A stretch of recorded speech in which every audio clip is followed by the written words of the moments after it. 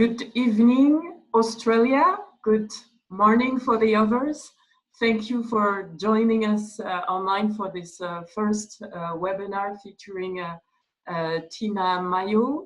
Thank you, Tina, for being with us today.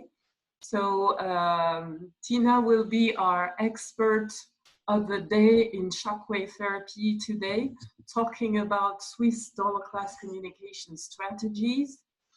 So first, to introduce myself, so my name is Mary-Christine Collet.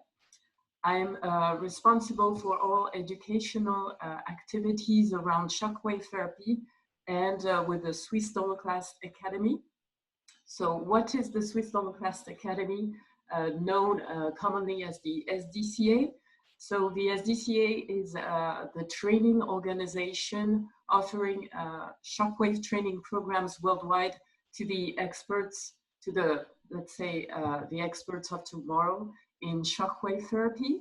And we have a circle of shockwave experts worldwide to help us spread the message, like Tina for today. So to come back to our webinar, and before starting the webinar with Tina, before she introduces herself, so as you can see on your screen, you have at the bottom of your screen a chat and a Q&A icons. Please feel free to use them to put your questions in these sections, and we'll be able to answer them during the webinar. And so I guess it's for technical points, it's fine now. So Tina, I leave you the floor. Over to you. Thank you for being with us, and let's start the show. So I think you can share your presentation, your slides. Yep.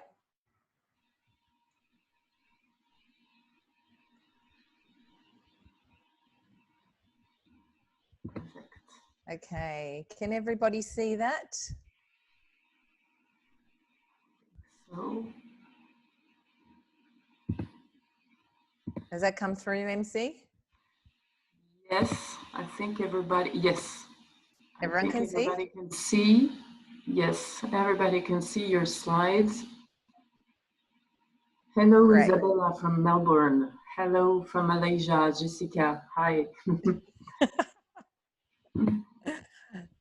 Okay. Well, hello everyone. Again, thank you for joining us this evening. I'm really excited to be here and very honoured to be asked to conduct this presentation to everybody. So I do quite a lot of other, I train other practitioners on how to use this technology here in Australia. So it's great to have an opportunity to share some of the things that we discuss in our courses here with the rest of the world, really. So to start with, I wanted to discuss why I sort of suggested that maybe communication would be a good topic for today's webinar.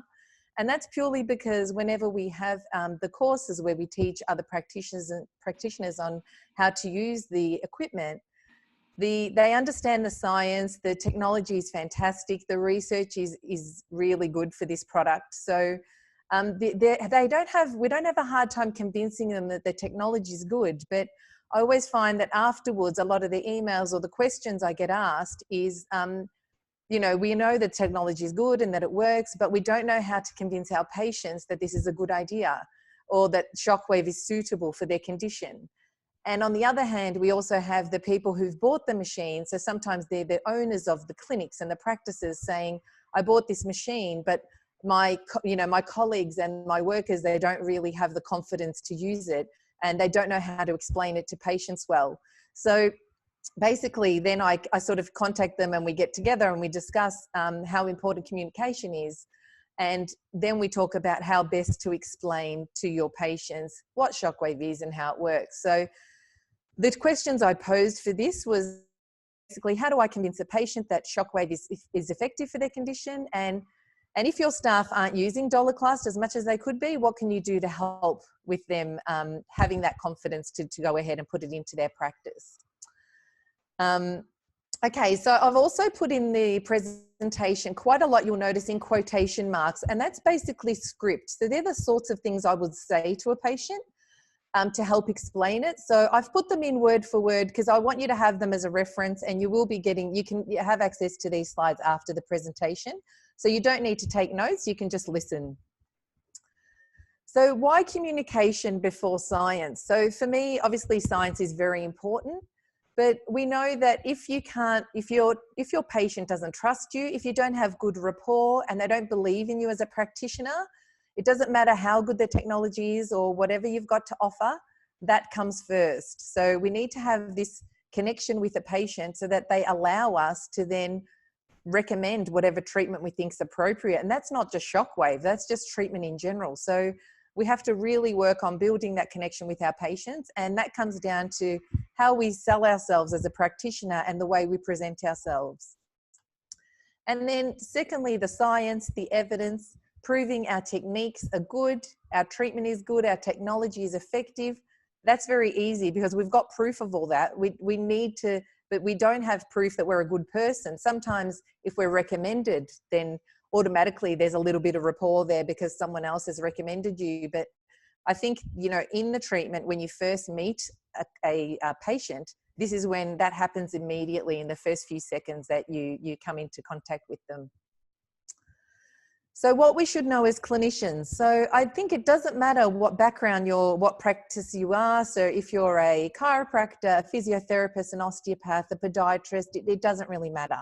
I think what we need to know as clinicians, if we're going to use this technology, are basic things like what a shockwave is and how the dollar class technology works. So we're going to discuss this a little bit tonight. We need to be able to explain the indications that dollar class can be used for. So understand the research that's been done, the things that have been proven, the studies, and that way we can very confidently explain this to patients. What the patient will experience. So I think it's crucial that if you're going to administer this treatment on somebody, that you've had a go at having it done on you. So you understand exactly what it feels like, what the pain's like, why they might jump, the fear that might go with just the term shockwave. Some people say, is that like electrocution? Like they don't even know that, you know, for them in their head, when you say a shockwave, they have all sorts of ideas that might pop into their head. So just, I think if you've been through it, you can say, I've even had it, you know, done on me. And that also makes them feel a little bit more reassured that they're going to be fine. Believe in the treatment. So again, if you've had an experience that's positive with the shockwave, then automatically your belief grows that the technology is good, the treatment works, you've had good results. So I think if you don't believe in it, it's very hard for them to believe in you, trying to tell them that this is a good idea. So if you have trouble believing in it because you're not sure about the research, or you're not sure about the technology, or, you know, people tell you different things, I think try get a really good understanding. Connect with someone that might be able to help you believe in the treatment a little bit more. Speak to someone who's had more experience, and perhaps that will help you believe in the treatment, and therefore that comes across when you're trying to explain it to patients. Understand that it is efficient and safe. So again, we've got lots of research to tell us that we can't really do a lot of harm to someone as long as we avoid, obviously, contraindications, but it is very efficient and it is very safe. So we need to understand that, because that also gives us confidence in the technology.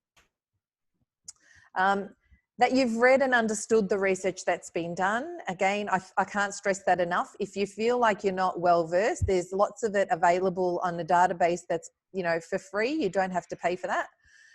So everyone should have access to this information. And if you need any links or any particular conditions, we're happy to share that with you.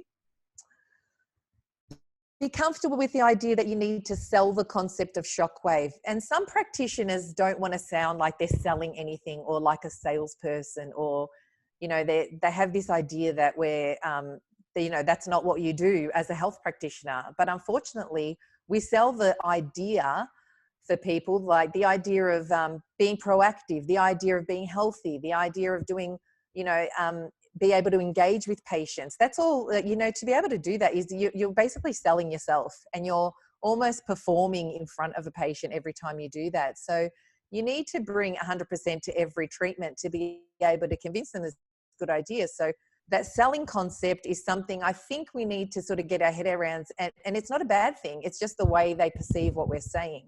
So, and I think that's no different if you were doing needling or if you were doing other treatment. You need to sell the idea to them that this is going to be good for their condition.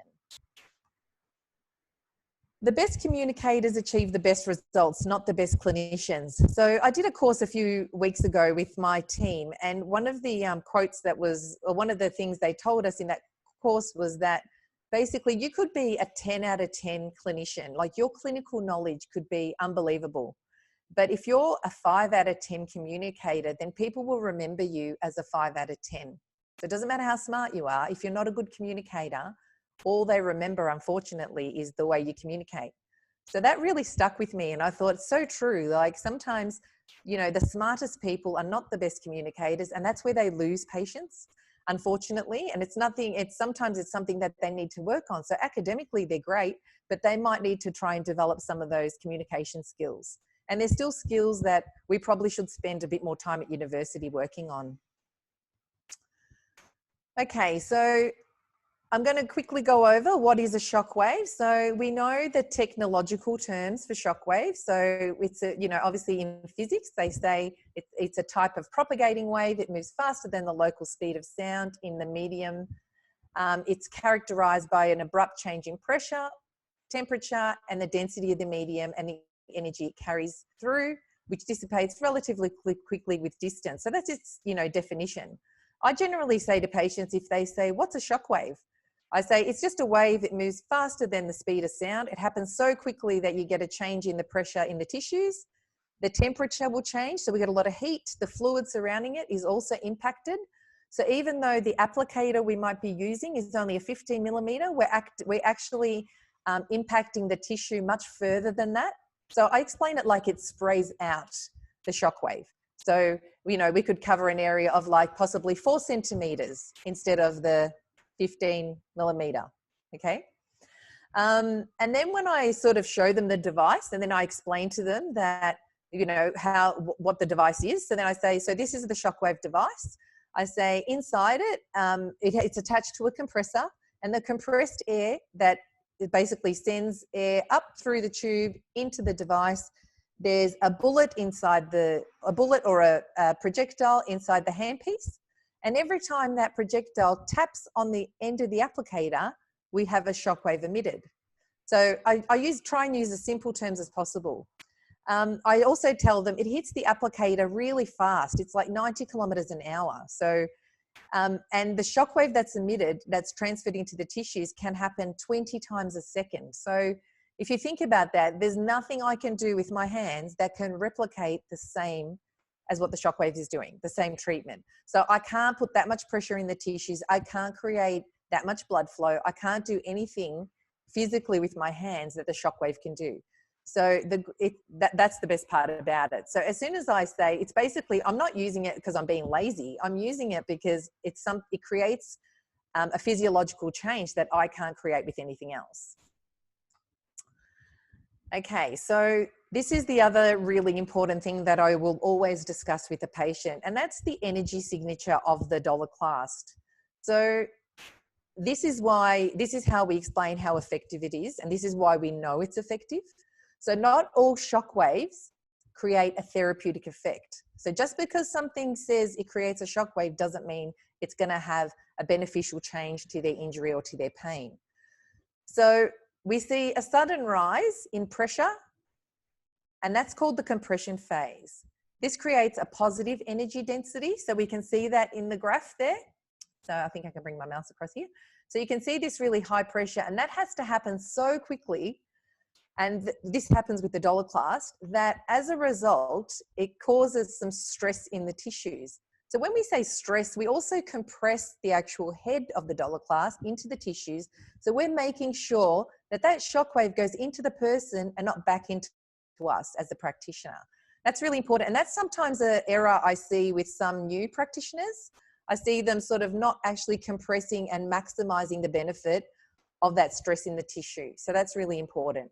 Then we see a sudden drop in pressure. This is known as the tensile phase. So when this comes down, and this is where this negative pressure here, that's when we get the formation of little cavitation bubbles. So the greater this energy flux density, which is this big high peak here, the greater the therapeutic effect, because the more cavitation happens here. So what I'm saying is, if you've got a shockwave unit that produces a shockwave, but the pressure is not significant enough to create this cavitation, this is where the benefit happens, that negative pressure. And if we look at these images here, so we can see on the right here, these tiny little bubbles. So that's the initial shock that happens. And these are secondary shocks that you see. So can you see the rippling effect that spreads through the tissues? That's really important. And that's why I'm saying beyond the tip of the applicator here that we see in this picture, we see the effects go much further than that and much wider. So it's like a ripple effect that you can see. So if a patient comes in and I try and explain to them that I think shockwave's a good idea, and they say, oh no, I've already had it and it wasn't good, didn't work. And so I always ask them, was it done with the same device? And I'll show them the machine. And if they say, oh no, it was a bit different. So then I explain cavitation to them, because it's really important they understand that perhaps that's why they didn't actually get a good result. So I say, this is what I've written here. So the energy flux density that we talked about, explain that to them, and explain that if it doesn't happen quick enough, just because it makes a noise and it sounds like a shock wave, doesn't mean we've got cavitation happening. So I hope that's clear. So when we talk about pain, so obviously, sorry? Tina, we have a question from one of our participants, a question from Heidi.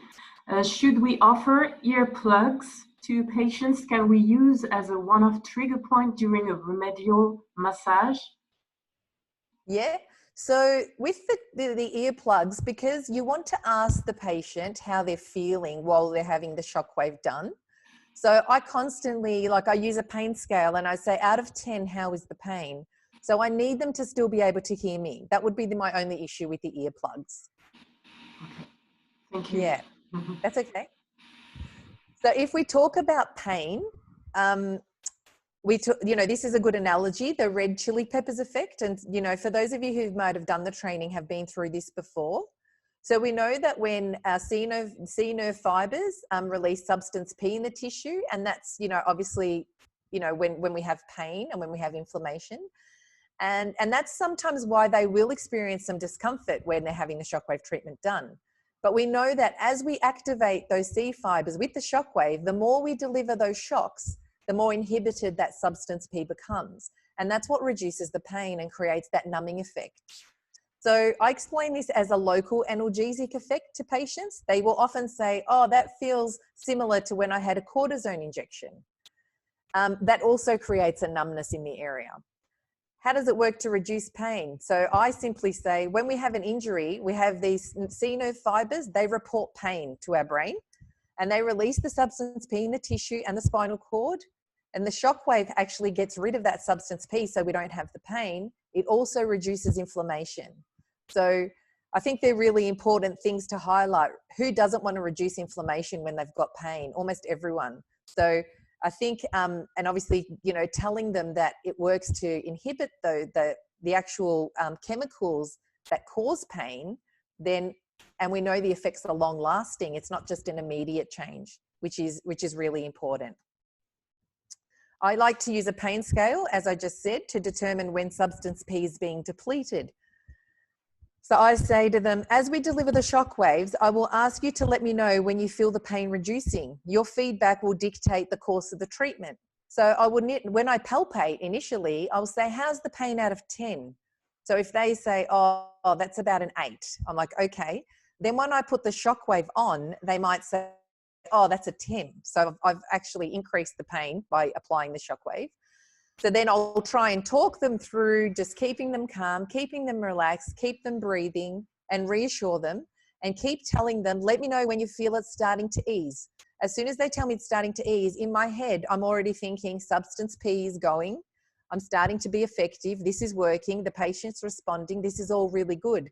So then I make sure I tell them that that's the response we'd expect.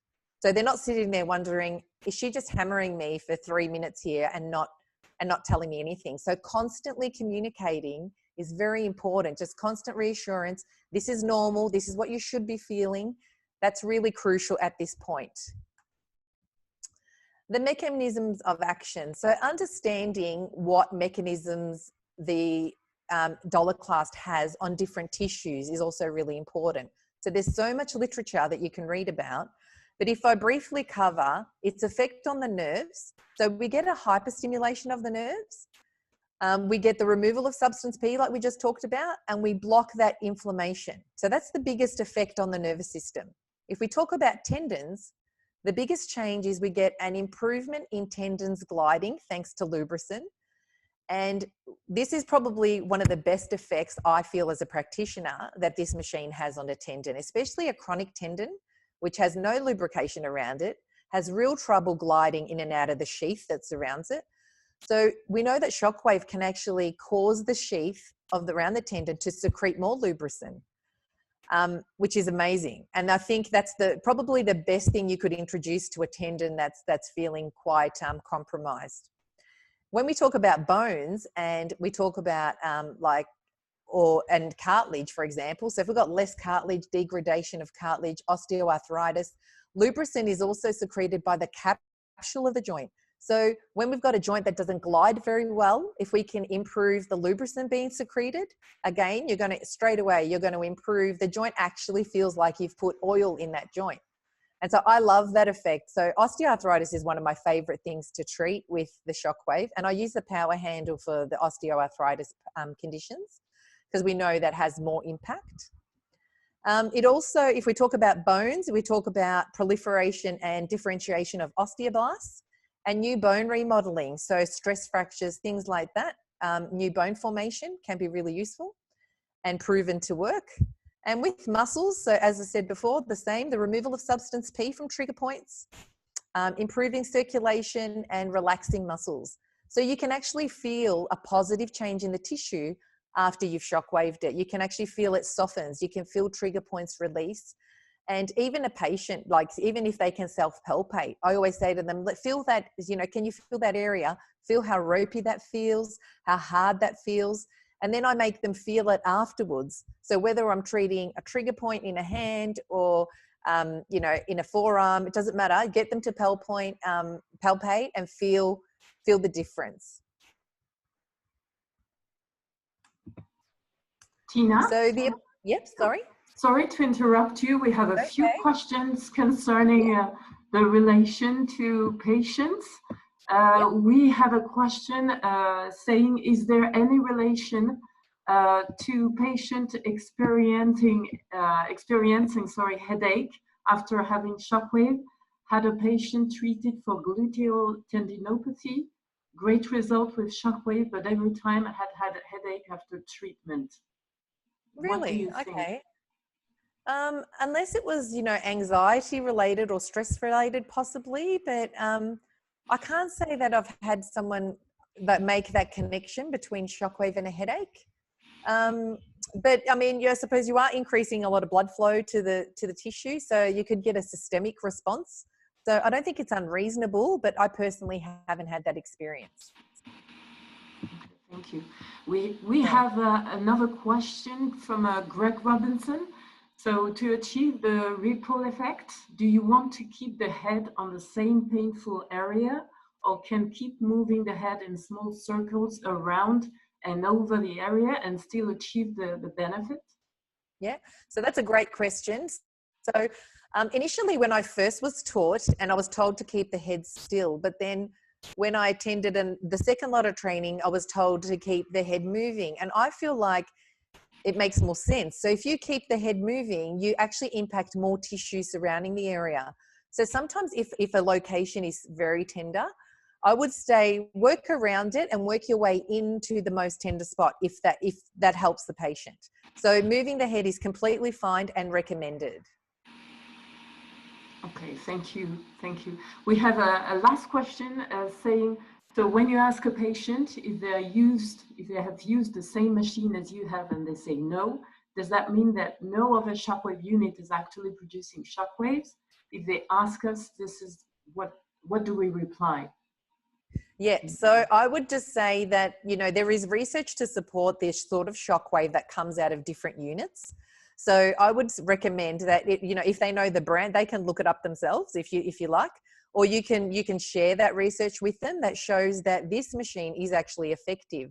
So I'm not out to bag all the other machines, but all I'm saying is making sure that if you're going to put them through the pain, make sure it's actually going to be an effective treatment. So, and I'll go on to sort of explain that a little bit more. But I think it's not that I'm saying no other machine is you know, as good, but this machine is the one we know does produce an effective shockwave. So that's all I would say, and we've got research to support that. Does that answer the question? Yes. Thank you. We have a couple of other questions that maybe I'll let you continue the presentation because it's linked to indications.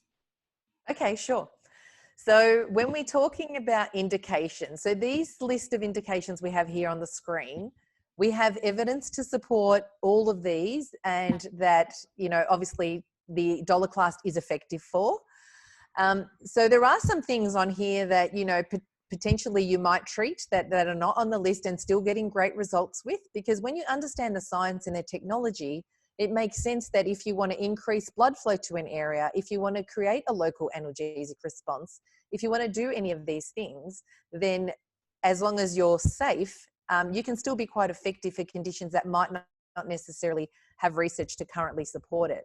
So if we talk about tendinopathies, calcifying tendinitis of the shoulder, subacromial pain syndrome, primary long bicipital tenosynovitis, tennis elbow, golfer's elbow, greater trochanteric pain syndrome, patella tendinopathy, Achilles, plantar fasciopathy, all these lists. So you can read through that list yourself. All these things. So we've got a combination of things that affect tendons. We've got a combination of things that are affecting, you know, so acute and chronic. We've got capsulitis, so the capsule around a shoulder. We've got trigger points. We've got muscular conditions. We've got general chronic lumbar pain. We've got stress fractures. So think about all the tissues that you're impacting: heel spurs, connective tissue disorders, spasticities, all these sorts of things. So you can impact quite a lot of different tissues. So the physiological changes are not just superficial. You've got to think about for you to be able to help, for this machine to be able to work with all these conditions, it's obviously got to go to quite a deep level. Some of these indications like calcifications are quite deep. So again, it's impacting tissue that you cannot physically reach with your hands. So keeping that in mind, that, you know, this is not a magic wand, but it's very useful and very effective for things that are deeper than what we can reach with the sort of practice we normally do. Okay, the other thing I do say to them is that if you're currently using the dollar class, you should be listed as part of the academy, so people can find you all over the world. So if someone happens to be traveling and they're on their side of the world, they can look up who's someone that's an you know, a Swiss part of the Swiss dollar class academy that can give me some shockwave. So if you're not on the list, you should be. So I do say to them, I'm part of an international SDSA. As this treatment using the dollar class is recognized worldwide. So sometimes people say, oh, I haven't heard of it. And you're like, oh, okay, you can tell them that. You can tell them it's used by 5,000 certified practitioners in more than 30 countries. So it's internationally recognized, which is really important. Most of the reliable research published on shockwave has been done using this same machine. So that really comforts me, and that's why I have no problem recommending it. And I'm happy to use it with people. So if I didn't have the research to prove its therapeutic effect, I would not use it. So this is something I would often say as well, because I wouldn't use something that didn't have evidence to support it. So, and I would only use the top of the range in shockwave equipment on my patients. So I want them to understand that, yes, it's expensive, and yes, there are cheaper versions around, but I feel like this is it. I don't think, you know, your patients are something you compromise on as a practitioner. This database is also a great reference if you haven't seen it before. This is the Pedro database available.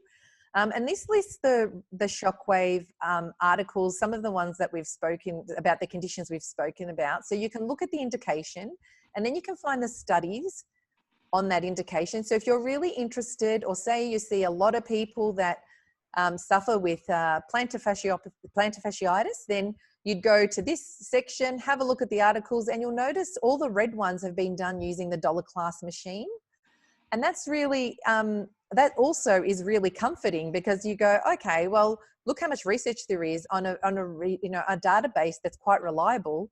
And therefore, if you need to send anyone to read the research, you've got a list of that available. Tina, okay, so yep. Sorry to interrupt again. We have a few questions concerning That's a couple of conditions. We have a question from Fami asking if we can apply shockwave therapy around the backbone near the lungs. Yes, so one of the lungs are a contraindication. So air-filled spaces, we don't shockwave over. Any particular part of the backbone, or just in general? Because the lumbar spine, like lower lumbars are fine, like that would be okay. Yeah. Yeah. So we have another question from a participant asking if what's the difference between focused and radial shockwave? Is one better than the other for treating these conditions? So there are two different types of shock waves. So the machine we're talking about tonight, and the one I use, is just does radial shock waves. So I actually don't have much experience with the focused shockwave unit. So I understand it is used for deep indications, but sorry, I can't give you more information about that. Okay, thank you. I think for most musculoskeletal conditions, the radial shockwave is what we, so as an osteopath, that's they're the sort of conditions that we treat. Okay. Thank you. And we have another question from Vanilla asking if we can treat patients suffering from osteoporosis with shockwave therapy. Yeah, so again, it probably depends on the degree of osteoporosis that they have. So if it was mild, then they would be fine. But if it was severe, you'd probably run it past their doctor. I would check with their doctor or their specialist beforehand. You mean so come if they were with an ultrasound? You mean come with an ultrasound? And you could use an ultrasound, but I'd just be concerned about putting a shockwave through a frail bone. So I'd need to know the extent of the osteoporosis. Thank you. I'll let you continue the presentation. Thank you. Okay, so this exercise was also something that we participated in as a team a few weeks ago in a course, and I thought it was a really good, valuable tool. So I'd like everyone to try, we're going to take a video of ourselves. So I'd like you to take your phone out, and you're going to take a video of yourself as a practitioner speaking to a patient, because this is what patients see. So the way you explain yourself, the way you present yourself, I want you to test, almost do a practice of how you would explain. So if I'm your patient, I come in and I have plantar fasciitis, and you suggest shockwave treatment, and I, as the patient, ask you, what is shockwave and how does it work? So using your phone, I'd like you to video record yourself answering those two questions as you would as though you've got the patient in front of you. And so try and see most of your body, and just, if you can set your phone up. So I'll give you a minute or so to do that, because you should be able to have a little spiel ready. That's, because these are common questions you're going to get in clinic. So I'd like you to do that, and then we'll continue after you've done that. So I'll give you a minute.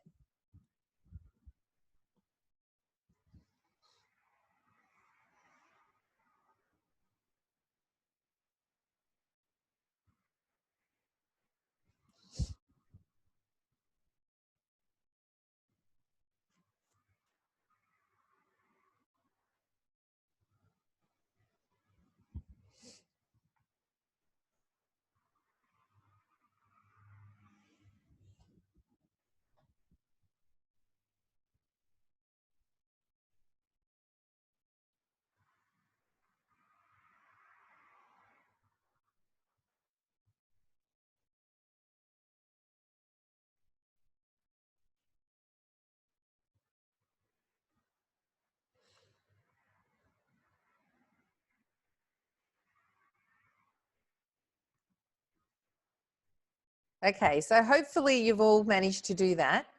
Now I'd like you to watch the video with your sound on. And what do you notice about yourself? So have a look, rewatch the video you just took, because this is what patients see.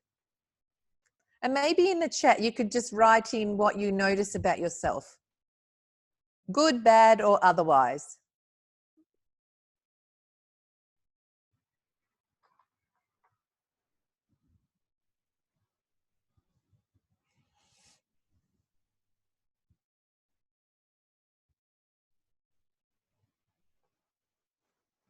Are you getting any responses there, MC? No answer yet. Somebody, well, Neil was telling that he's watching his phone and stumbling on words. Yeah, people are saying they sound terrible. Some of them are reassuring and professional. Yep. I guess they're, let's say, they feel confident about the treatment when talking to the patients.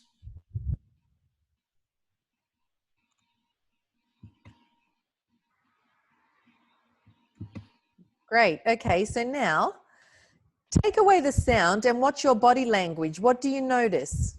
So mute the volume on your video, watch it again. What's your body doing? How do you stand? What are your hands doing?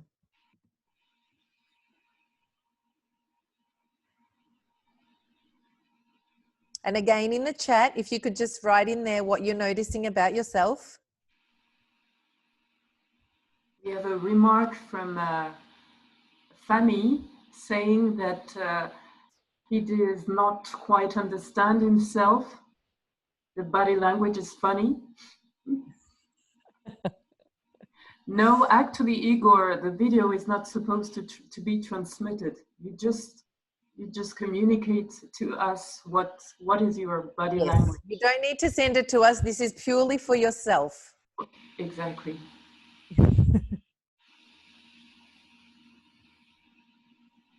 So we have Alison saying that hands are waving around for a bit, but she's standing solid. Yeah. Okay, good. Yeah. Excellent.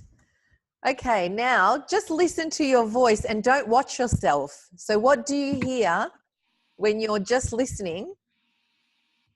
So just sound, don't put your phone, move your phone away and don't look at it and just listen. So what do you hear? Yes, what do you hear?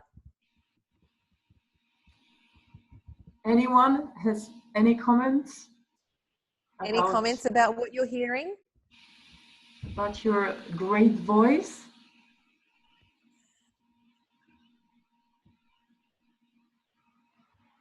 When I did the exercise, I sounded a bit confused. I'm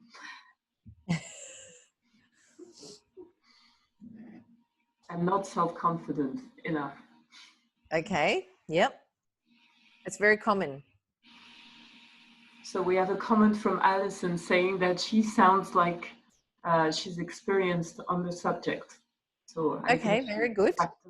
I guess she practiced a lot. Excellent. So great. The video doesn't lie. So what we're seeing, this is what your patients see and hear. So if you don't like how you sound, or you think you don't look confident, or you know what you're explaining is a bit mumbly, or you say a lot, or you pause a lot, or you speak too fast, like all these things, I want you to just take notice of what your patients actually see. So I think that's a really good way to assess yourself.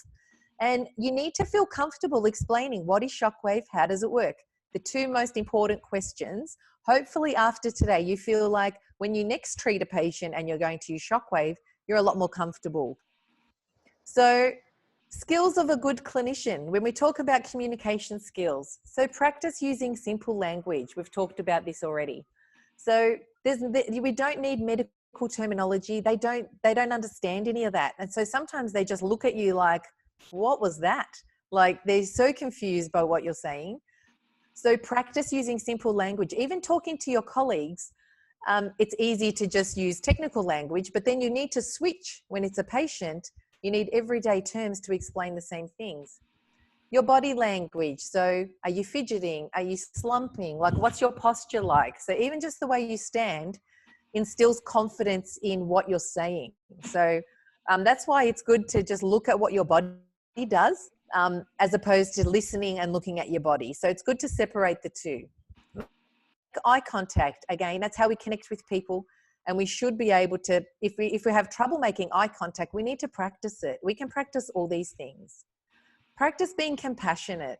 So understanding, put yourself in their position. They might be frustrated, they're in pain, they can't work, they can't play sport. For whatever reason, try and put yourself in their shoes because that will automatically make you more compassionate. Show empathy. Show that you care. You're not just there to just take their money. You really do care that they get better, and then that they tell other people about how good you were as a practitioner. Your gestures. So what are your hands doing? Are your hands just sitting down by your side awkwardly?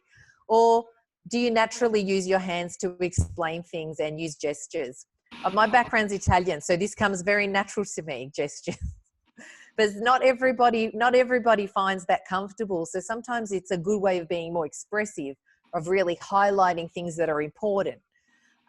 Your energy, so how positive you are, you know, even if you're tired, even if you've had a terrible sleep, if your kids kept you up at night, for whatever reason, you might feel a bit flat, but you've got to turn on the energy in front of a patient. Think of it like you can't afford to bring that negative energy or that tiredness or whatever into the clinic room. Be confident. So again, this is super important. And sometimes the only way we get more confident is if we practice things. So we're confident when we speak, we're speaking clearly, we're not mumbling. We don't say a lot while we're trying to think of what we're going to say. So speaking clearly, really, really important.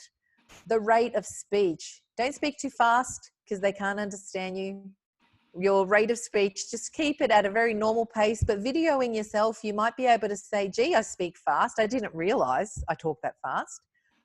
So that might highlight, or if you sound boring, or if you're talking on a monotone and you always sound the same, like a robot, that's no good either. So your volume often dictates your enthusiasm. So if you're really excited about something, or you're really, confident that this treatment's going to help this patient who's perhaps had a chronic plantar fasciitis for 2 years, then all of a sudden you can be enthusiastic because you can go, oh, I've got just the thing for you. We're going to try this treatment today. And automatically they get excited and hopeful because you've got something and you sound like really positive about this treatment that they might not have had experience with before. Authenticity. So be authentic. People know if you're being fake. So be yourself, but, be honest with patients as well. I think they really appreciate that.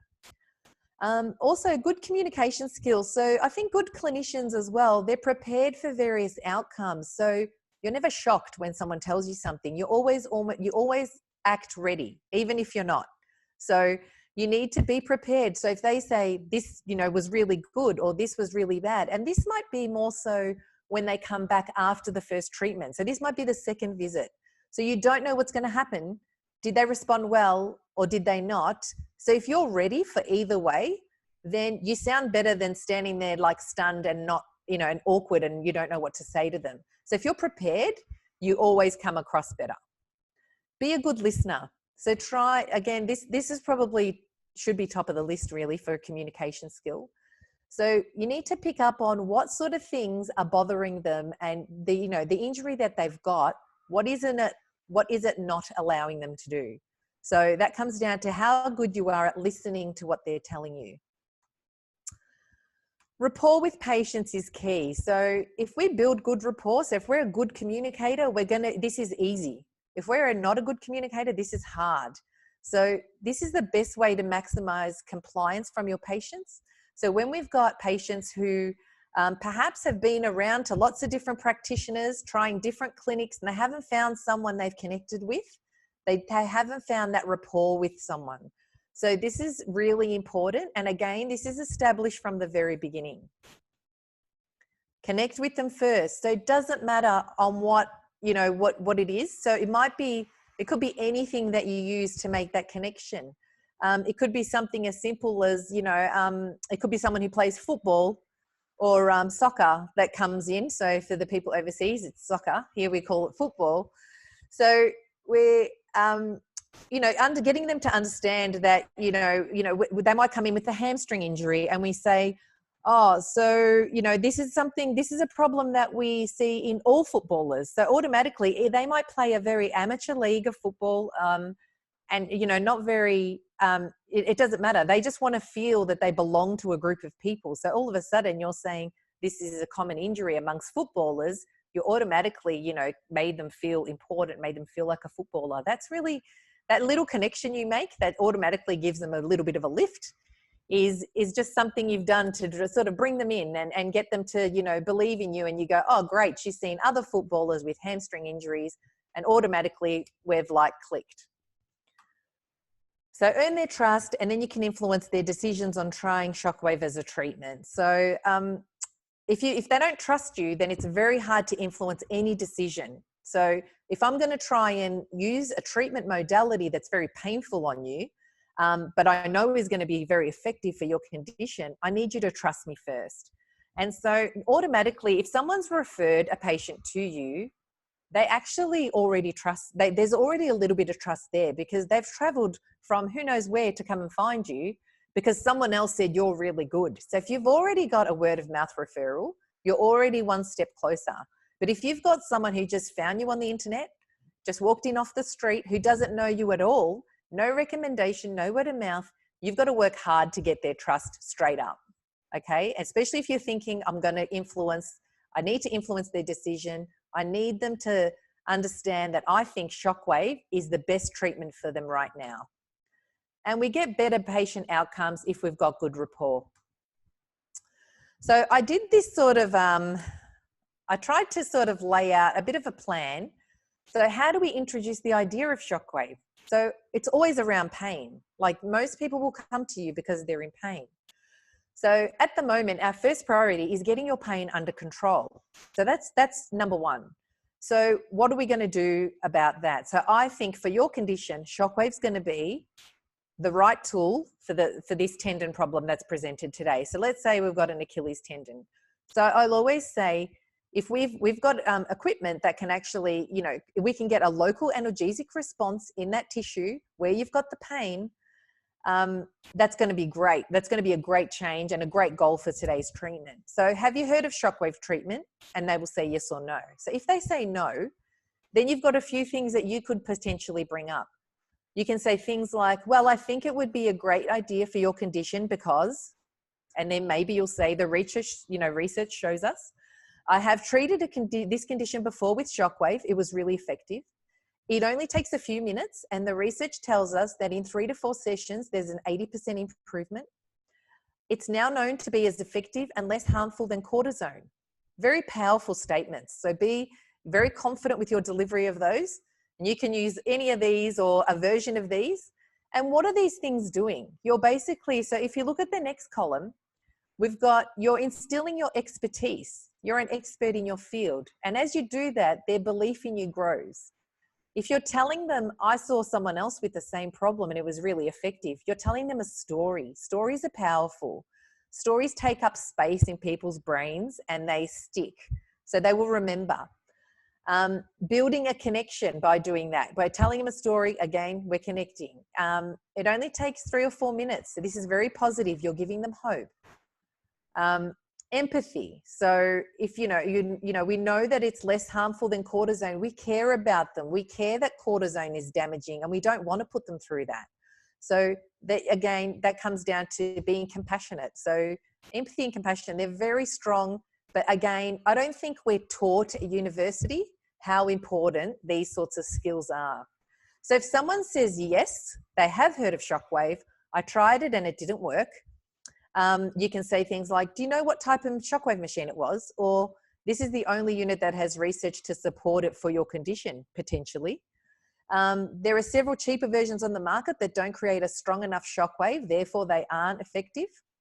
This is the top of the range as far as shockwave machines go. You might say things like, "What would you like me to send you the latest research using this unit for your injury?" So building trust, valuing their time and money, being honest, all really important things to build rapport with your patient. And sometimes I often offer research to people. Would you like me to send you the research? So I'd say if I said it 100 times, I've probably sent it out twice. So not many people actually want it, but the fact that I'm offering it shows that I'm not making it up and I've got proof. So they're both really powerful things as a practitioner. So if they ask me, do you think it will help? Does it actually work? I usually say yes, because unless there's some contraindications, I can say to them, there are several studies which show it to be effective for your condition. And then I discuss cavitation, its therapeutic effect. This is very empowering and you're educating. All these things, again, are helping them believe in you as a practitioner. So you think about your words are powerful. And this is just a very general version, but you know, you could write one of these out for almost every condition that that would walk into your clinic. A treatment plan. So you have to have a treatment plan for shockwave, just like you should for any condition that you're going to treat, whether you're going to use shockwave or not. You should have a plan. So a good, a goal without a plan is just a wish. I think that's a really good quote, because some people feel like we don't necessarily, we'll just see how it goes and we won't have a plan, and it's a bit wishy-washy and it's not very professional, I don't think. And hard to get patients to be compliant if you don't really have a good plan. They think, is she really, thinking along, about, beyond today's treatment, or is she just thinking about right here and now? So you want them to understand and think that you care about them enough that you're thinking, how am I going to get this person better? What's the plan? So establish short and long-term goals. Write them down. Really important. Don't just say them. I think once people have something on paper, it's much more serious. Research tells us 3 or 4 shockwave sessions for the majority of indications. So keep that in mind that, potentially some people respond in 1 treatment, amazing, not often. Some people in 2 are great. They're almost back to normal. But some people need 3, 4, some people need 8 or 10. So I tell them 3 or 4, then we always reassess.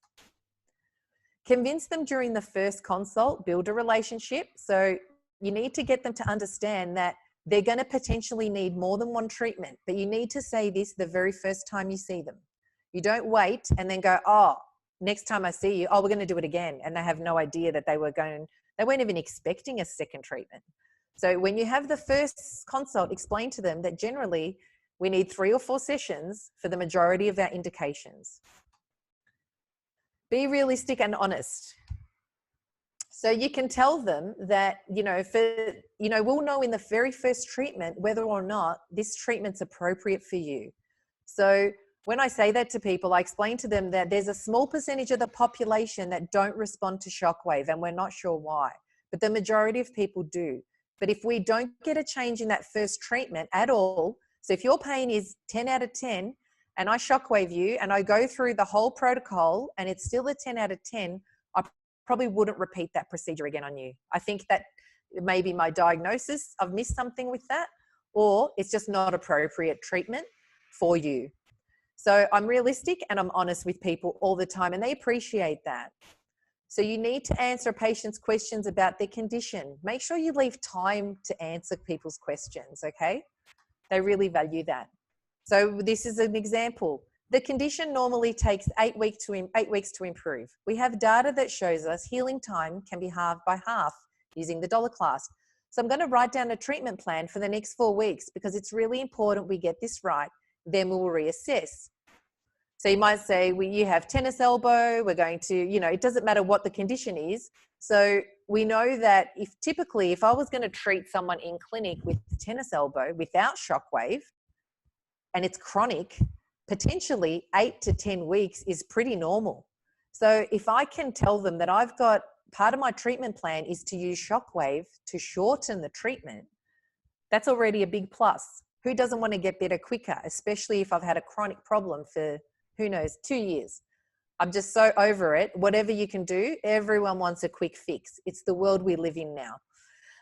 People are looking for what's the next thing? What can I have that, you know, is going to be better and quicker and heal me sooner? So that's why so many people turn to cortisone, because they're looking for a quick fix, but we know it's not great. So if we use tennis elbow as an example, this might be my plan. I'm going to measure your grip strength. So I'm going to use a gripometer and I'm going to see with your painful elbow, how strong are you versus your non-symptomatic arm, and compare the two. So let's say there's a difference of 15 kilos in the grip you can generate. Then I'm going to shockwave the tendon to reduce the pain, so the lateral epicondyle there. And then I'm going to support it. I'll use tape to unload the tendon. So after I've shockwaved, I always support. So I always do something to reinforce what the shockwave has done. So tape will take pressure off. So make sure when you go home, you rest that tendon that we've shockwaved, maximize the benefit, maximize the blood flow, remind you to rest it because it might be feeling really good. Some people get a bit excited. So remind you to not overuse that tendon. And then I will also retest your grip strength. I will make sure that we do a pre and a post. Objective data is super powerful. So then we retest and I might say, gee, look, you've gained an extra 5 kilos. So in one session today, that's great. Look at the difference compared to what you had before. You can now generate another 5 kilos of grip through that forearm. And then I'll give them exercises to improve their motor control, the way they use their arms. So overall, we've got, you know, a pre and a post test. We've done the shockwave, we've supported it, and we've given them things to take home. This is all part of the treatment plan. So the treatment plan isn't just shockwave once a week for the next 4 weeks. The shockwave fits into your normal treatment plan. So how you're going to get this person better to the end. So if we reassess in 4 weeks' time, I go over everything. I might still have shockwave due once a week for the next 4 weeks. But then at the end of that 4 weeks, we might not need shockwave anymore, but that was part of the plan. And then reassess in a week, usually. So what is shockwave in simple terms? If we've got a tendon problem, I say things like this. It's an effective treatment that can be used instead of cortisone injections, as we now understand the harmful effects of cortisone. And then I often throw this in. Did you know even a single cortisone injection into the plantar fascia tendon can increase your chances of rupturing that tendon up to 12 times? Like, that's crazy. Who wants a cortisone injection? Like, no one after that. If we're talking about osteoarthritis or a deep indication like a supraspinatus that's calcified, I say things like the dollar class technology is able to reach a depth of 5 to 7 centimeters, depending on which device I'm using. And I can't actually impact any tissue that deep with my hands alone, especially in a joint space. So especially if I'm talking about a knee or an ankle or a foot or a hip. So any deep, big, strong joints that might be osteoarthritic, particularly weight-bearing joints, I often tell them that. So, and again, the results are so good for osteoarthritis that once they've experienced that, they're very happy to have that again. So chronic tendon pain, yep. I have a quick question talking about osteoarthritis. We have a question from Ewan asking, do you recommend shockwave therapy after a patient has had an unsuccessful cortisone injection in osteoarthritis specifically? Totally, every time. Yes, I would. They recommend you wait for 6 weeks after a cortisone injection before you use shockwave. Mm-hmm. And generally, I think that's because people have an altered sensation as well. Like, you know, so the tissues, their sensation might be a little bit, they're not getting a true indication of what's happening around that joint. But I would say definitely, and that happens quite often because people are frustrated. They've gone through the pain of a cortisone and it didn't work. So, and sometimes depending on who's doing the cortisone, they can be a bit hit and miss. If they're done under a guided ultrasound, they're sometimes better, but sometimes the doctors that are performing them or the specialists just randomly try and hit the spot and they might not get where the pain's coming from. Okay, thank you. That's okay. So if we talk about chronic tendon pain or osteoarthritis, another example would be, So the tendon has trouble gliding in its sheath. Now it's become quite thickened. Sometimes we can feel little bumps on the tendon, and sometimes patients will feel the bumps themselves and tell you, what's that lump in my Achilles? They'll ask you these questions. So this increases inflammation and scarring, which further breaks down the tendon. So the more lumps and the more rubbing of that tendon on the sheath, the more it damages the tendon. So chronic tendons do not glide well. And sometimes you can feel through the sheath they don't glide well. So then this is when I talk about lubricin. I say normally there's a glycoprotein that's called lubricin, which is essentially a lubricant. Most people know what that is. That's depleted in chronic tendons and in osteoarthritis. So this lack of lubricant in our joints or our tendons is why they feel dry or like there's sand in the joint. That's often something people can relate to. They say, oh yeah, I know exactly how that feels. This constant rubbing is the reason we feel pain. So that's often how, in simple terms, I will explain how important lubricin is and how the lack of it causes more tendon pain and more osteoarthritis. Why is shockwave appealing to people? It's seen as elitist. So when you tell people that, it's used in the Olympics, it's now part of, every Olympic Games, obviously not this year, but if they're a football fan, you can say things like, did you know all the AFL clubs have them now? Which they never used to. If they're a soccer football fan, did you know France was the only team in the World Cup to use the exact same machine? If they're a golfer, I say things like, I look after players that are worth millions of dollars. I wouldn't use technology that doesn't have research to back it up. And I'm not lying when I say that often. And I do see a lot of golfers. So that's also an easy way, like as soon as they say, oh, well, if someone who's professional has this technology used on them, then I'm more than happy to use it. Find a connection with your patient again. So whatever that may be, find some reason to connect with them. So it could be through a hobby or an interest they have that they might tell you about automatically. It could be they're a collector of old cars and, you might like old cars. So all of a sudden there's a connection. So the connection doesn't have to be over shockwave. The connection is just so they trust you. So that connection with your patient is they find it appealing because they've connected with you and therefore it's already appealing because they trust you and you're telling them it's a good idea. If you see a tradesman, I saw a carpenter last week with the exact same condition. He was back at work the next day. So most tradesmen who are a lot of them are self-employed. So they can't afford to miss work. They can't afford to be out of action.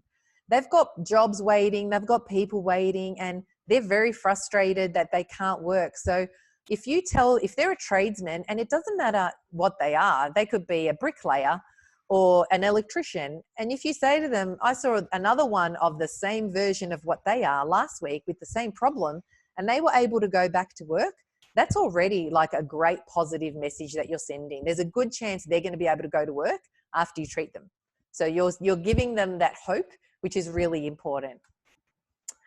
If it's a new mum, so I often say things like, I also had the same problem when I had my children. I understand you can't afford to be out of action as a new mum. So again, it doesn't matter build a connection. It doesn't matter what it is, but make it relate back to what's important to them. Find that emotional connection to the people that you're speaking to. So to make sure people are satisfied with the shockwave treatment you're delivering, listen where is the major symptom. So if it's a plantar fascia patient, sometimes where they're experiencing the pain is not where the problem is coming from. So if your diagnosis isn't correct so if someone comes in and you automatically treat the location of the pain and they come in with plantar fascia and you automatically go, I'm going to treat the plantar fascia without assessing the rest of their body, there's a good chance you're not going to help them. So if you're listening to what they say to you, so I often say to them, the area you have pain may not be where the problem is. Our bodies are very good at compensating. If I shockwave your plantar fascia, but we don't address that hip problem that is causing you to land harder on the ground when you walk, you'll continue to have that plantar fascia pain. So I try and as osteopaths, we generally look at the whole person. So we tend to assess everyone before we go in and shockwave. So it's really important that if people haven't had a good result, or you feel like, I really thought they were going to get better with that treatment, they should have, with my shockwave, I followed the protocol, I did everything I should. If they come back and they're no better, make sure you haven't missed anything else. So listen to where they're major, listen to what they tell you and what's the major symptom. Connect emotionally, show empathy and understanding. So if they're a club golfer, I know you really want to play in the club championships next week. I really believe this will give you the best chance of lasting the entire 18 holes. So again, that emotional connection, you really feel for them. They really want to play golf. Show that empathy, show that you understand, you really care, and you really want them to get better. Be clear and realistic, meet their expectations. So I'm very honest again, always up front, saying generally we see a positive change in the first shockwave session. The recommended protocol for this condition is 3 to 4 sessions. Some people may respond in less, but we'll know today if the treatment is suitable for you. So I don't string them along trying to keep treating them if we don't get a change. I don't find that effective. And I feel like, you know, if their body's not responding, and it could be maybe their tissues are not healthy, that might be another reason, that there's no point. So be clear, be realistic, and they'll appreciate that. Use objective data where possible, like the tennis elbow example I gave you before. So I just wrote it down. So, and I highlight the positive gains. Today's session, we improved your grip strength by 5 kilos. That's great news. Value their time and their money, but do not make financial decisions for them. So your duty of care as a professional is to recommend the necessary treatment protocol. If you go to the dentist and you need a filling done or some treatment, and they say it's going to take 5 treatments for a root canal, you don't say, oh, I'm only going to do 1 because, you know, I can't afford to do the rest. That just doesn't work. The protocol is the entire treatment. It's no different with shockwave. So I think you need to keep in mind, if you honestly think this is the best choice of treatment for the person, then you need to recommend what's recommended as the appropriate protocol. That's your duty of care as a practitioner. So I often say, if people financially, you might feel it's a little bit of a touchy, you know, if you're charging extra for shockwave, you know, you can say, although it's an additional fee, if overall you need less treatment, then you're going to be saving time and money long term. And I think, especially with the current circumstances, money could be an issue for a lot of people because they may have lost their job, or you don't know, like the situation currently has, you know, could possibly have an effect on people. So explain that to them, that if you know, normally this treatment, I would have to see you, you know, 6 or 10 times. Then if we can get it better in 3 times, even though you're paying a little bit extra each treatment, overall, you're going to be saving money. So I think maybe depending on the system you have set up in your practice, make that really clear to them about that potentially you're going to, you are considering their financial situation. And we know the healing effects last for 2 years. So if you have someone who typically says, oh, I need to go to the physio every month for this problem, and I've been doing that for years. Well, if it's potentially that Achilles tendon, we've shockwaved it, and we know the effects are lasting for 2 years and more, that's what the research tells us, they might not need more treatment after that. They might be fine. So you might have cured them. Outcomes, really important. Be firm, be confident, be considerate. So discuss them always at the end of the treatment. When you speak to them and you're talking about outcomes, be slow, be deliberate, highlight the outcome. So the fact that we got a positive change today is an excellent sign that your tissues are healthy. That's a tick. So it's important we don't wait too long to capitalize on the benefits we created today. Read book with confidence. So if you leave it too long in between shockwave, you lose some of that benefit, some of that blood flow, all the lubricant. You want to capitalize on that. So I generally wouldn't leave more than a week in between treatments. And quite often I've brought, you know, if I think this person's, you know, I could bring them in maybe on a Monday, then maybe on a Thursday of the same week, and feel like I'm really going to try make the most out of the first physiological changes we made on that tendon.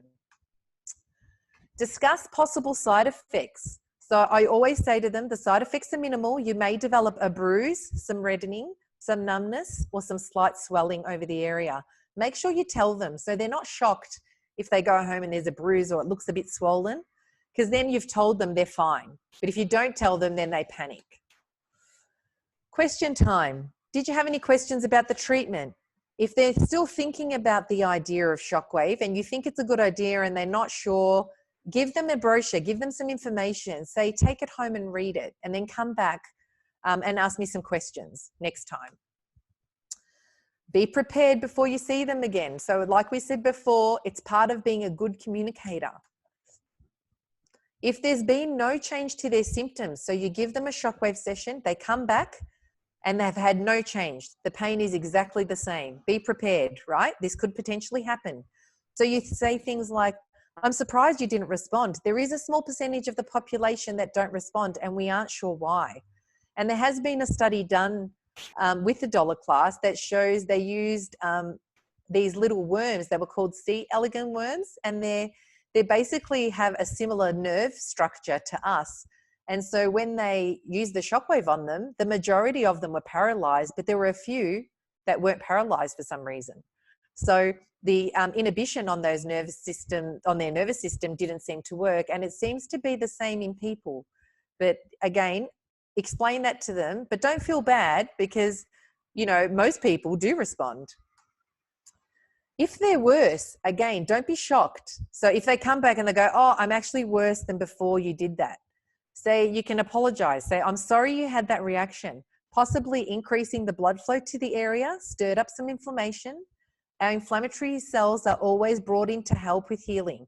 So sometimes inflammation isn't bad because sometimes that's what the body needs.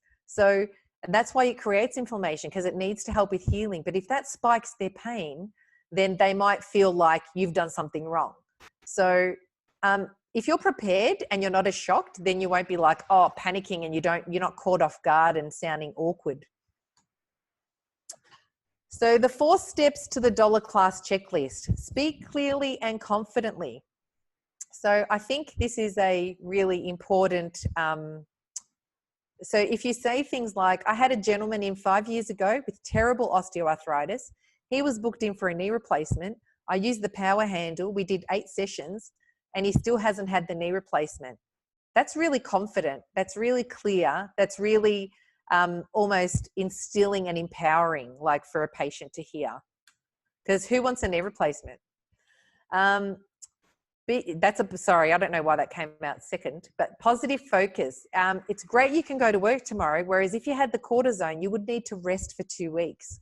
So cortisone, they will always be told to have a rest after cortisone. Whereas the great thing I love about the dollar class is if you're a tradesman, you can go to work tomorrow. If you're an athlete, you can play today, tomorrow, you can compete. You don't have to wait.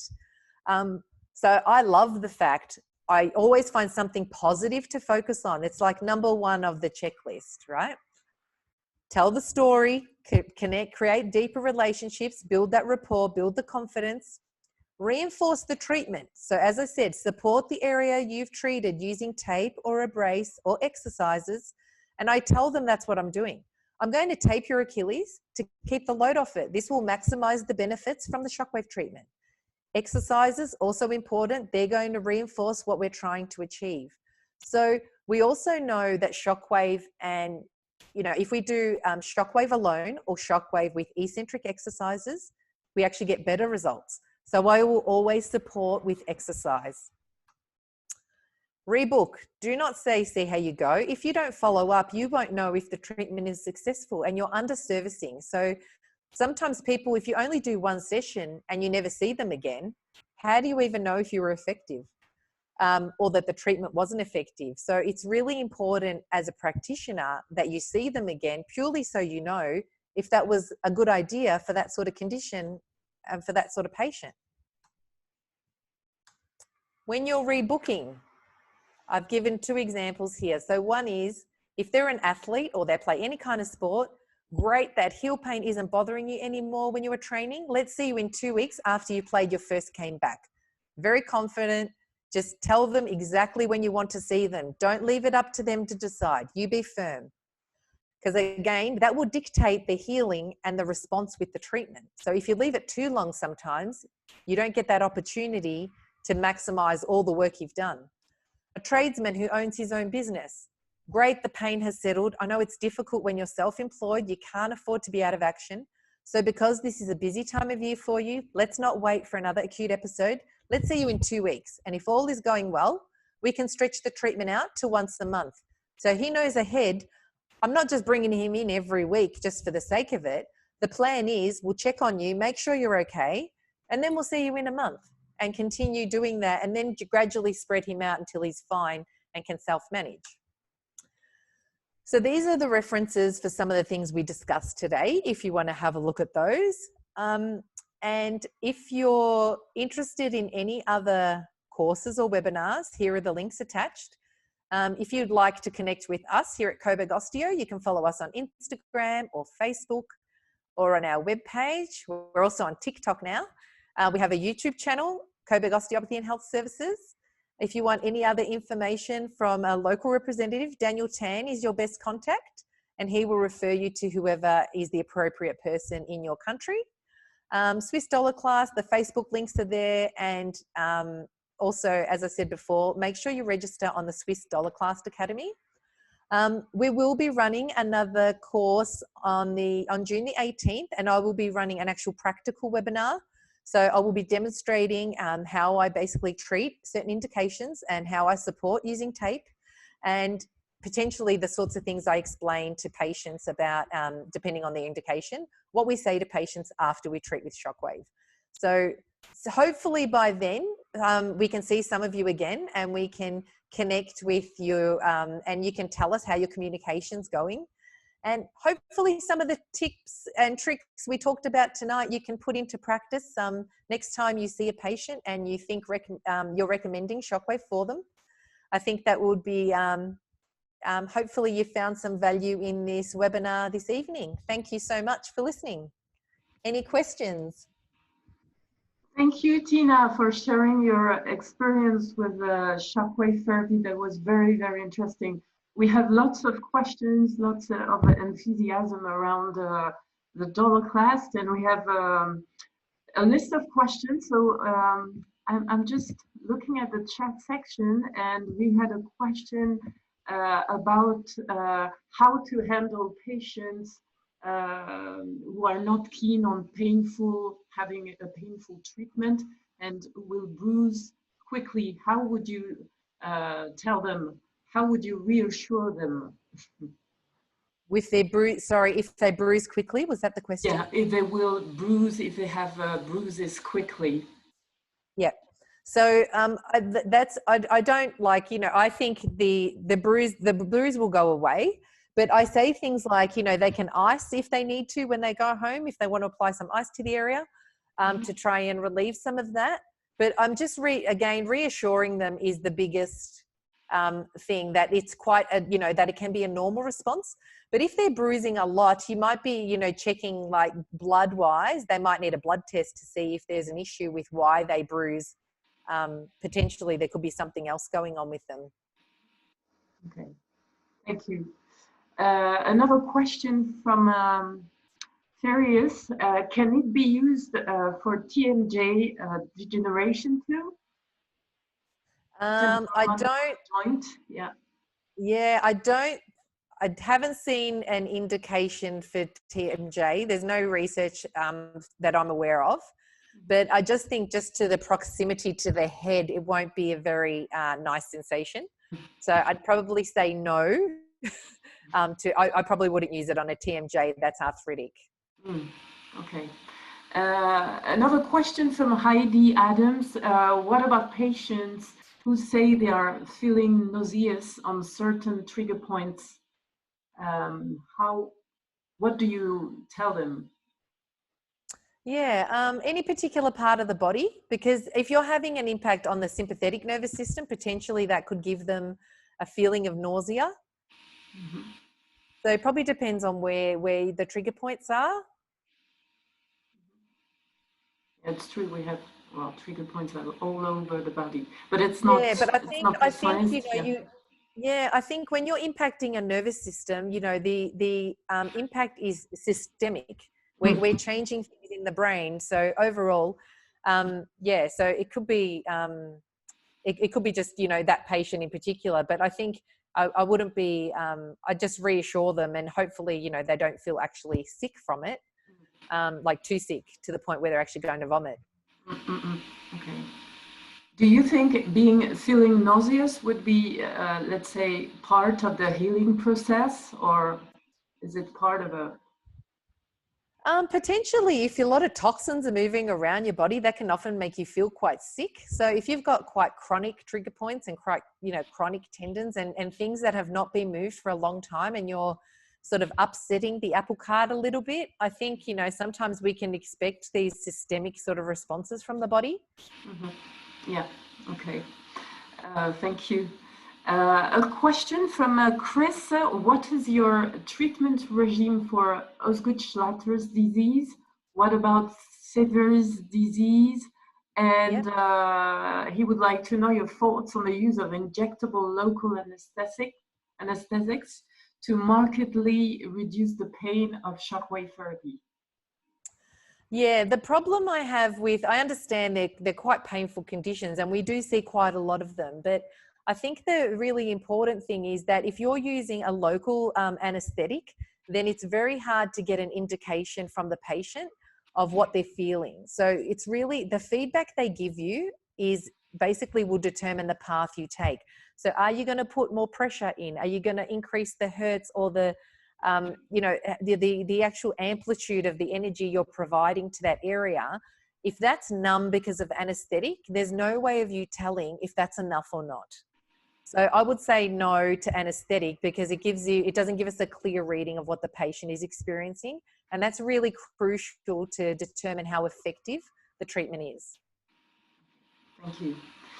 A question from Sam. Is it appropriate to use shockwave therapy for tibialis posterior tendinopathy? Yes, it's fine. And you can use it on any tendon really, like if you can access it.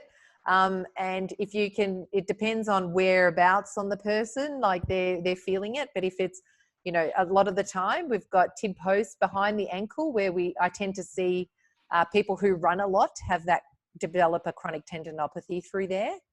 So very effective for that. Okay. Thank you. We have another question from Greg asking, still in the chat section, do you still achieve the same result if you need to pause for a minute or so due to patient discomfort and continue to achieve the 2000 impulses? Yeah, I think it depends again on what you're treating, on the condition you're treating. So if you stop and you're like repositioning, you might be, so for example, if I was treating, say I'm going to treat around the knee, I might treat along the joint line, I'll treat around the patella. So direct my shock waves all around different directions to try and maximize the overall lubricant produced in that knee. So I come at it from different angles. So in between, I am stopping and I still get good results. So I think as long as you don't wait too long, it's fine. Perfect. We have a question from Himani. Can it be used in patients with rheumatoid arthritis? Do you have any side effects considering the regular medications? Yeah, so again, I'd probably, they usually are under the care of a rheumatologist, so I'd run it by them. If they're having an acute episode where we have a lot of swelling, a lot of redness, a lot of heat, I wouldn't use it because you don't want to increase more blood flow to a very acute joint. So if it's chronic arthritis, like an osteoarthritis, it responds better. But I think you could potentially aggravate them if they've already got quite an inflamed rheumatoid arthritic joint. But you can always check with their rheumatologist would probably be the best advice. Okay, thank you. I'm still reading the chat. We have a question from Jacqueline. Following TA repair, can shockwave therapy be used and how long after the repair? It can sort of, so with scar tissue really, like we're talking about trying to improve blood flow and break down scar tissue. So I think as long as the healing has actually happened and you're on a low setting, with a large head, I think it's great time to try and break down scar tissue. So I'd probably say after they've been given the all clear from their surgeons, then basically then, you know, your rehab can happen from there on in. So you can start to gradually work around the area, around the repair, and work in towards like the scars.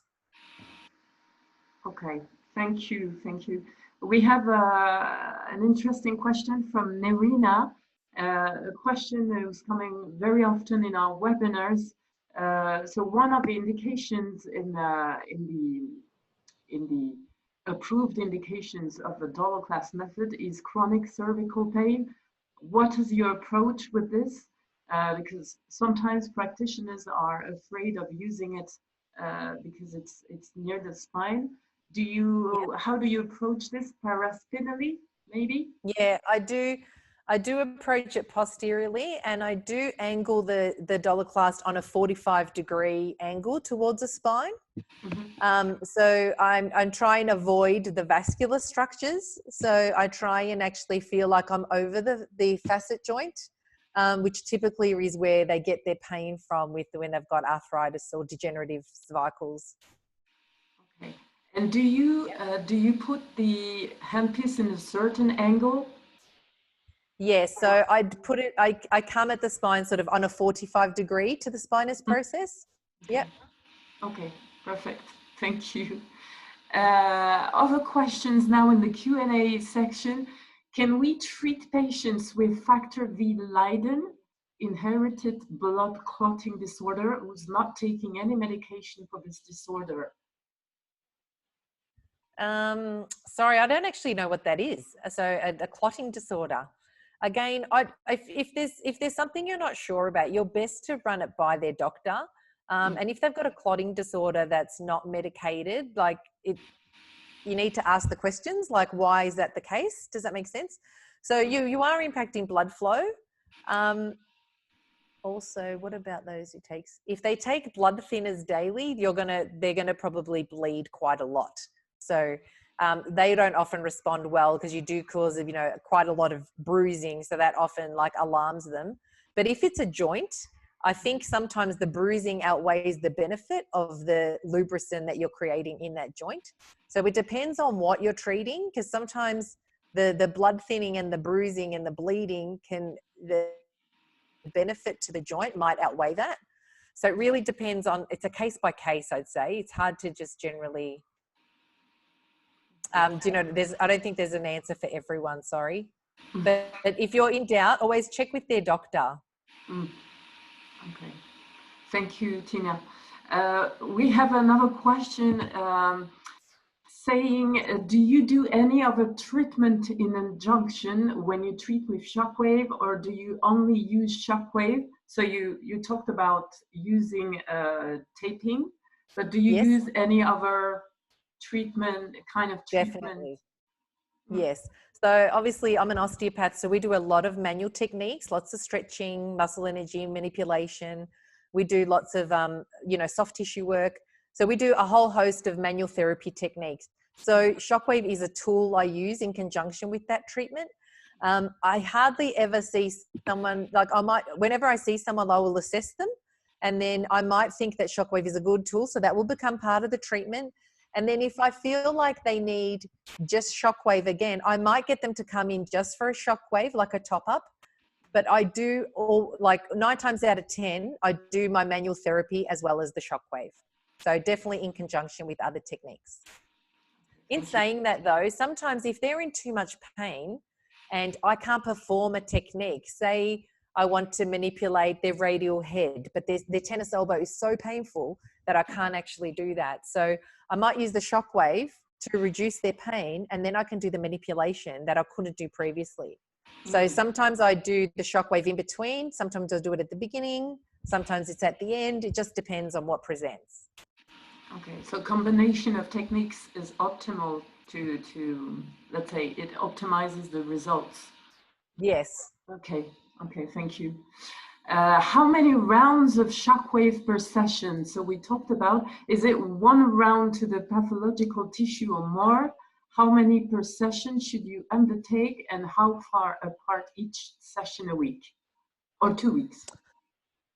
Yeah, so with the session, like how many shock waves I deliver. So in one session, typically I would do 2000 is around about the normal for most protocols that we follow for the indications. So I think when you're looking at, sometimes it depends again on the area, but say we're talking about an Achilles tendon, I might use 500 shocks with the large 36 millimeter head. And I might actually do that all along the calf. So I might do through soleus and try and release all the tissues around that to take pressure off the Achilles. Then I might switch to the 15 millimeter and deliver 2000 shocks to the actual part of the tendon that's where I feel the lump or where I feel the thickening or where most of the pain is. And then I'll work around there. So all up, most people I deliver 2000, and usually the extra 500 will be to release pressure off that tendon. So in saying that, I would do that like typically once a week, I think is effective. If it's someone who's really struggling and you get a really good change, you can bring them back, but leave maybe 2 or 3 days in between. Still get a good response, no problem with that at all. So generally go with the protocols that are recommended for the indications. Okay, thank you. Another question linked to cavitation, what we discussed at the beginning of your presentation. Are you able to describe cavitation again? How would you explain cavitation to your patients in simple words? Okay, so basically I draw the graph for them, the graph that I showed you earlier. So I will say to them, this is the shock wave, this is the spike, and then this is the tissue. We're stressing the tissues by putting a shock into your tissues. So that increases already by doing that. We know that the pressure with this machine is so great and happens so quickly that as it starts to come down, it drops negative. So it drops the tissue pressure, it drops below that. So we get a negative change, a negative pressure in your tissues. And this negative pressure creates little bubbles. Every time those little bubbles pop, we get energy and we get blood flow and we get oxygen and all the good stuff into those tendons. So we need that cavitation to happen. So if I don't create the stress initially with the shock, I'm not going to get the cavitation. So that's what I say to them. Okay, thank you. That's clear. We have a question concerning a situation with a patient. I've had a patient who had one heel spur respond, but the heel spur on the other foot did not respond. Why would this be the case? Okay, so I think then there's probably a biomechanical problem, maybe further up the chain. So I would be looking at their knees, their hips, their spine, their pelvis. More than likely, if they've had one painful heel, it would have changed their gait. So the way they walk, the way they run. So they would have developed compensations further up. So sometimes they end up overloading the other foot and they develop pain on that side. And you could treat that with shockwave, but the problem's already happened further up the chain. So you need to go back, look up, and find out when they switched over and started compensating and get rid of that, and they'll come good. So they might not even need the shockwave because purely that pain might have developed due to compensation.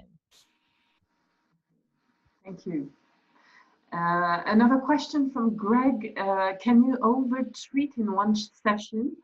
Let's say to treat the plantar heel with 2000 impulses, then the posterior calcaneal area with 2000 impulses. I think if you're treating different locations, I think that's fine. So if you were to treat, right under the heel, and then you were treating, posterior, and they're, far enough apart to not really impact each other, I think you're going to have no problem with that. That would be fine.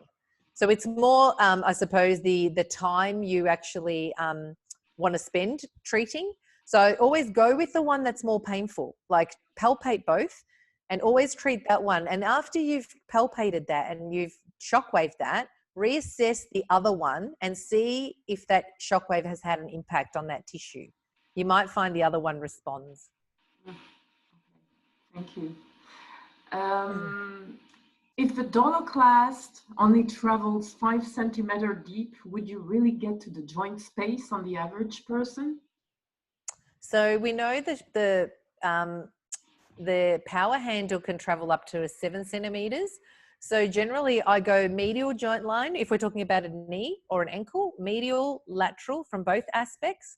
And then I go, as I said, below the kneecap, underneath the kneecap.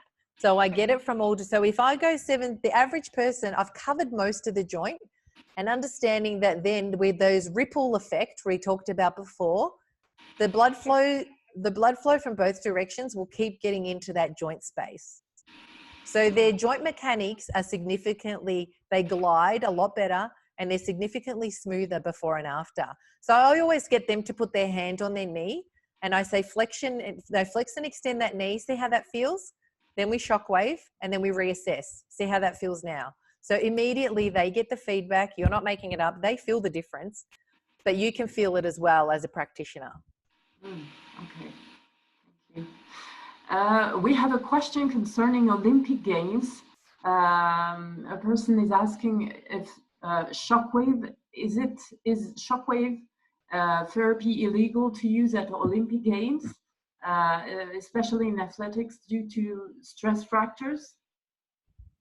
Not that I'm aware of. I don't think it's illegal. Do you know, MC? I didn't think it was. No, I'm not sure because the DOLA class has been used in Olympic Games regularly. So, well, I don't know. It's just it was due to stress fractures. I don't know because they don't. Yeah, I'm not sure either. They don't want the public to know that athletes are suffering from stress fractures. Is it? Well, maybe this reason. I don't know. I'm not sure. I'm not sure at all. Sorry. So let's pass this question, and do you have a bit more time to answer a couple of questions? A question from Sanita. Can you please explain about how to use shockwave for adhesive capsulitis and osteoarthritis? What is the area of application? Do you look for pain location? What are the outcome measures? Okay, so basically, adhesive capsulitis is I think is great because anytime you can improve the lubricant inside a capsule that's sort of stuck in that sort of condition, and same with osteoarthritis, anytime you can improve any gliding, it's going to be beneficial. So when I'm treating adhesive capsulitis, I have the patient with their arm up, and I will treat between the scapula and the rib cage. So subscapularis, I sort of direct my shock in through there. I will start with that, and then I'll come through the front of the shoulder and the back of the shoulder. So I will spread the shocks around the capsule from as many directions as possible. But I find through the axilla quite effective. Okay, thank you. Yeah. Would you recommend a heat pack or ice pack post shockwave treatment? Again, it probably depends on the condition. If it's an area that I think potentially, it depends on what the response is going to be. If it's chronic and it needs more blood flow, I would definitely recommend heat. But if it's something that's maybe like already quite inflamed or irritated, I might say to settle it down. Or if it's very sensitive superficially, I would say use ice. Okay, perfect. Thank you. 5 other questions. Alison is saying, I've used on TMJ post-dislocation, very good response. Earplugs, of course. So, there you go. Yeah, okay. We talked about TMG previously. Obviously, this is not in the approved list of indications, but well, she had a good response, so that's good. Yes, okay. So another question from Andy. As an osteopath, Tina, do you provide shockwave within your osteo session, or is it separate service? And then you add an extra cost for shockwave therapy? As an osteopath, yeah. So I do, as I said, we have a treatment for osteo and shockwave together. We have osteo by itself and we have shockwave by itself. So if people can potentially come in just for shockwave, and so they can have it as a separate service. But if you was your first time coming here, I would always have osteo and shockwave together. A question from Jessica: will shockwave help stimulate or facilitate the stem cells for regenerative treatment? What about the palate-rich plasma treatment, PRP? Yep. So used ink, will it stimulate? Well, you're going to get more blood flow to the area. So I think I haven't seen any research on this, but just understanding the extra circulation and extra cavitation that we're creating, and you're stirring up the blood in the area. So I think it could be beneficial, like to use that if they are having that done, for sure. Okay. Other question, and then we are coming to the end of our listing of questions. Can you please clarify how the change in the reported pain during a shockwave treatment varies your delivery of that treatment and thus your plans for your patients? Sure. So that's a good question. So basically, I use a pain scale. So again, like I said before, so I would say to them, let me know when you know, if your pain's 10 out of 10 to start with. So then I'd say, let me know when you feel like it gets to about a 7. Once it gets to about a 7, then I'll increase the pressure. So I'll start at 2 bars of pressure typically, because we know that that's where we need to start to get a therapeutic change. And I'll gradually increase it as they tell me. So if I might have someone there, you know, for 1,000 hits, and they actually haven't told me the pain hasn't gone down yet. So not everyone responds the same. So I usually wait for them to tell me it's dropped at least 2 or 3 levels before I change anything. So I'll keep it consistent. I'll talk to them, reassure them, you know, discuss breathing, whatever you can do to distract them, to just get them through. So those things I think are super important. And then once you feel like there's been substance P starting to go, then you're going to step it up, because the more energy you can put into that tissue, the better the results will be. So you do gradually want to work people up to that 4 bars of pressure, but not everyone's up for that. So, you know, it varies basically on their pain threshold. So you need that as your guide. Okay, thank you. And last question from Neil in Singapore, coming back to osteoarthritis. Yeah. What would be the patient selection for osteoarthritis? So basically, it obviously varies, but usually more often than not, these people have had an X-ray, and so we can see the amount of degeneration and the amount of osteoarthritis in a joint. And some people, you know, are told that basically nothing else can be done. They say, "Oh, you've got arthritis." The doctor said it's just old age, it's just degeneration, like that. We just need to accept it. Whereas I really feel that osteoarthritis is one of the conditions we can really help with, and really improve quality of life for people. So one of the big things for me is range of motion at the joint. So what's available, what do they have, and you know, what can they do? So I always measure their range. I'll use like a clinometer or an app where I can actually measure range of motion. And I will say to them, okay, that knee, we've got, you know, maybe 100 degrees of knee flexion. Let's try the shockwave and then let's reassess. So mobility is a big factor for me. If their mobility is affected and it's affecting their quality of life, then I will try shockwave on them. Perfect. Thank you very, very much, Tina. We are coming to the end of our webinar. We have no questions so far in the Q&A and chat sections. And so thank you for sharing all of these details about shockwave therapy. We have a very, very nice comments in the chat. Thanks, amazing presentation, Tina, you are great. Thank you all.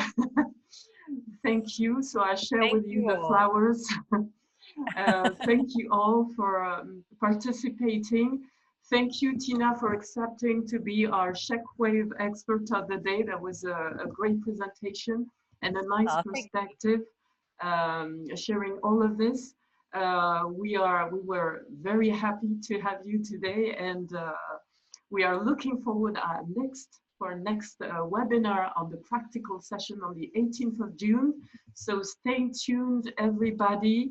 Again, thank you for joining today.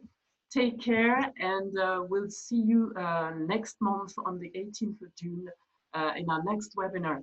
Thank you again for your commitment, Tina. And no problem. Thank you so much for having me. Always a pleasure. Pleasure too, and see you soon online. Thank Yes, you. excellent. Take care, everyone. Thank Bye-bye. you, everyone. Bye-bye. Bye.